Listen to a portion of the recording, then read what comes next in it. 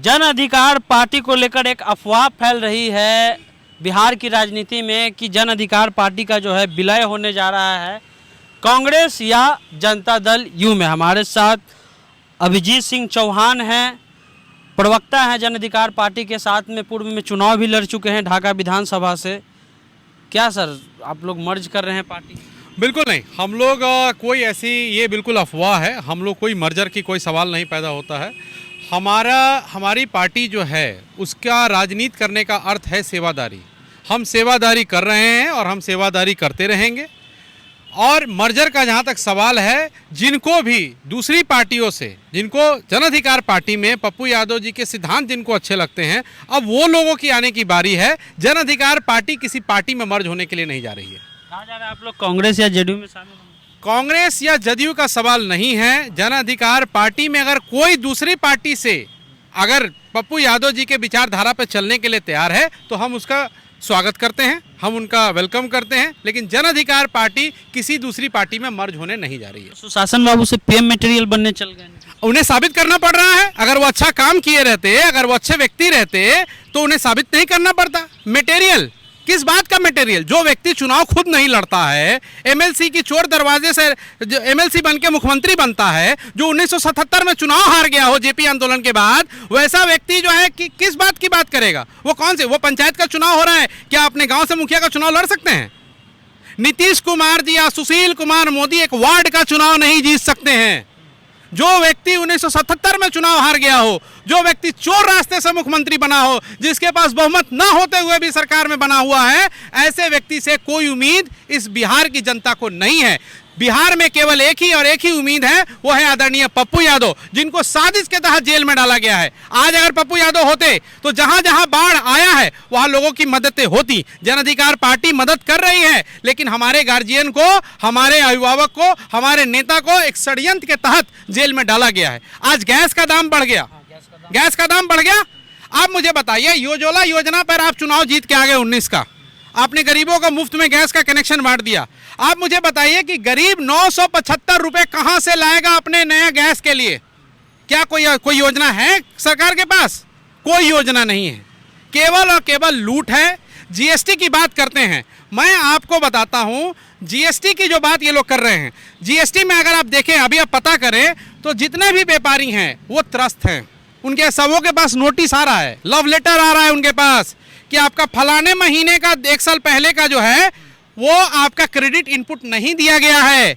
अब मुझे बताइए, 1 साल 6 महीने 12 महीने पहले का अगर आप नोटिस देंगे, व्यापारी जो छोटा व्यापारी है वो व्यापार करेगा, अपने घर को चलाएगा, या वो जीएसटी ऑफिस में और सीए के पीछे दौड़ेगा?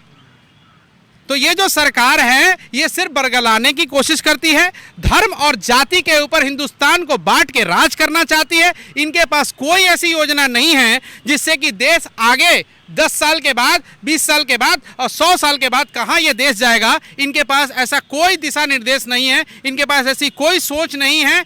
आज भी आदरणीय मोदी जी जो अपने आप को बहुत बड़े नेता के तौर पे बुलवाते हैं कि मैं बहुत बड़ा नेता हूं, अमेरिका जाते हैं तो बहुत बड़ा शो करवाते हैं, जिस ट्रंप का प्रचार उन्होंने किया वो गद्दी से बाहर हो गया।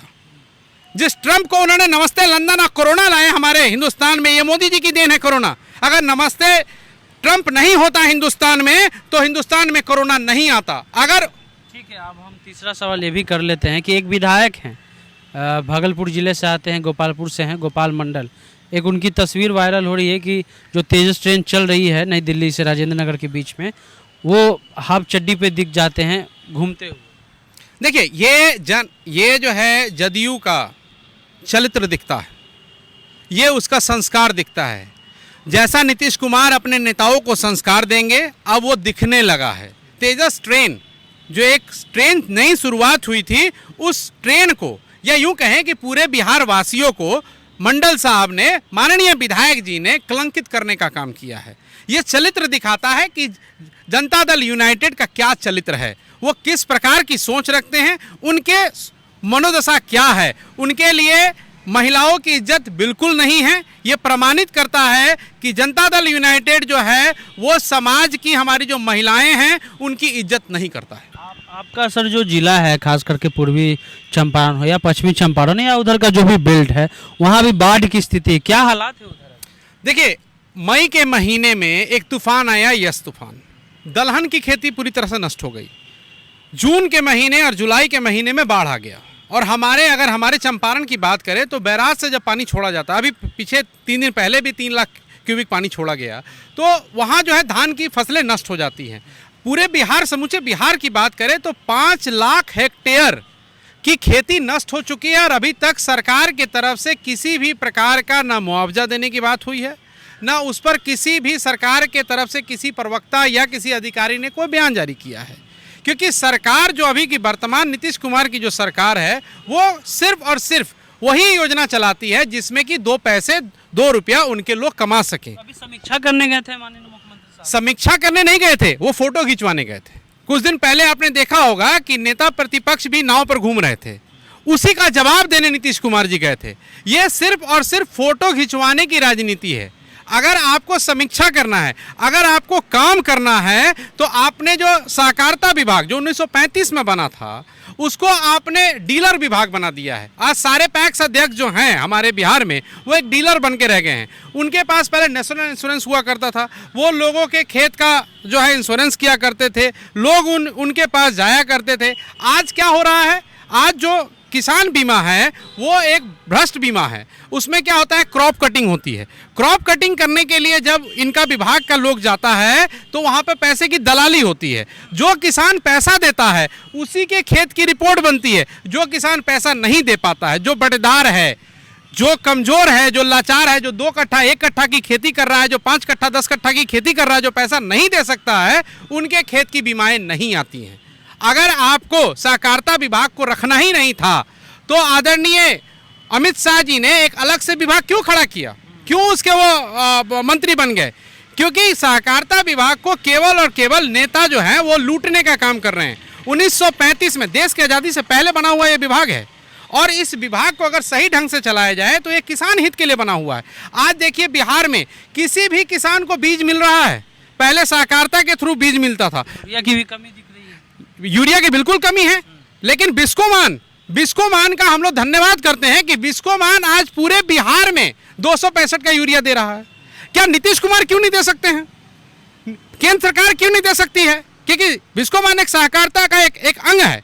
अगर आप पैक्स अध्यक्षों के अधीन अगर आप लाइसेंस कर देते हैं खाद का, जो आपने बिचौलियों को दे रखा है, जो दलाली करते हैं, और हमारा जहाँ घर है घोड़ासान ढाका, वो बॉर्डर एरिया पड़ता है, जितने भी लोकल लोगों के पास खाद का लाइसेंस है वो इंडिया नेपाल करते हैं। वो सारे के सारे नेपाल खाद बेचते हैं। आप सहकारिता को न बीज देते हो, न बीमा देते हो, न खाद देते हो, तो सहकारिता विभाग को आपने रखा क्यों है? सिर्फ राशन बांटने के लिए? भ्रष्टाचार भी खूब हो रहा है। बिल्कुल हो रहा है, भ्रष्टाचार बिल्कुल खुल के हो रहा है। तो सुशासन बाबू की सरकार ही, कोई करप्शन नहीं। देखिए, सुशासन बाबू की, अभी देखिए बालू माफियाओं के ऊपर हमारे आदरणीय अध्यक्ष पप्पू यादव बोलते थे ना, क्या हुआ? उनके डीएसपी का क्या हुआ? उनके डीएसपी साहब का क्या हुआ? बेतिया में रेड पड़ा, पटना में रेड पड़ा, कितनी की संपत्ति जब्त हुई? बेल भी तो हो गया सर एक दिन में। सर, क्योंकि सरकार उनकी है ना, वो पैसा सिर्फ अकेले वही थोड़ी खा रहे हैं। हमारे नेता आदरणीय पप्पू यादव क्या कहते हैं कि बालू माफियाओं की सरकार है, ड्रग्स माफियाओं की सरकार है, शराब माफियाओं की सरकार है। अभिजीत सिंह चौहान हैं, जन अधिकार पार्टी के प्रवक्ता हैं। वीडियो कैसा लगा यूट्यूब चैनल को सब्सक्राइब कर लीजिए, फेसबुक पेज को लाइक कर लीजिए। चलते हैं, जय हिंद, जय भारत।